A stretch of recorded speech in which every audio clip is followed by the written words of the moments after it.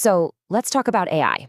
Is this boom we're seeing something totally new, or is it just history repeating itself? That's the big question, right? Today, we're diving into a really smart piece by Henry Blodgett, who looks back at the dot-com bubble for some clues about what's happening right now. Yeah, that old saying, history doesn't repeat, but it rhymes. And boy, does it rhyme when you look at the AI gold rush today. The parallels to other huge tech revolutions are, well, they're pretty startling. It feels like we've seen this movie before, you know? And if we pay attention, the past might just give us a roadmap for what's coming. And that's really the core of our story today, that feeling of déjà vu. We're going to use the last massive tech bubble, the internet boom and bust, as our guide to figure out what we might be able to expect from this AI revolution. So Blodgett lays out 3 big lessons from back then, and honestly, they kind of contradict each other. Lesson 1, most of these new AI companies are probably going to fail. Lesson 2, most of the money poured into them, yeah, it's going to be lost. But, and this is the real kicker, lesson 3, sitting this whole thing out might be just as risky as going all in. So, what do? Let's break that down.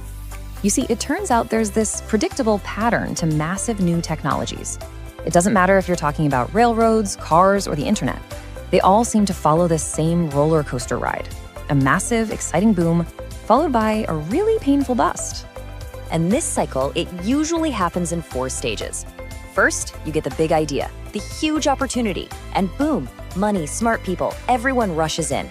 Step 2, things get a little crazy. The competition gets way ahead of what customers actually want or need.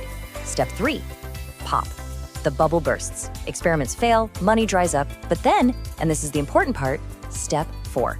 After all the wreckage is cleared away, a real solid industry rises from the ashes.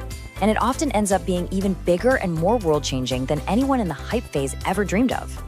So you might be thinking, okay, if we know this is going to happen, why can't we just not do the bust part, right? It's a totally fair question.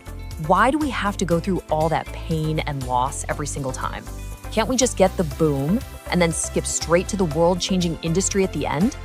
Well, it really comes down to a few basic truths.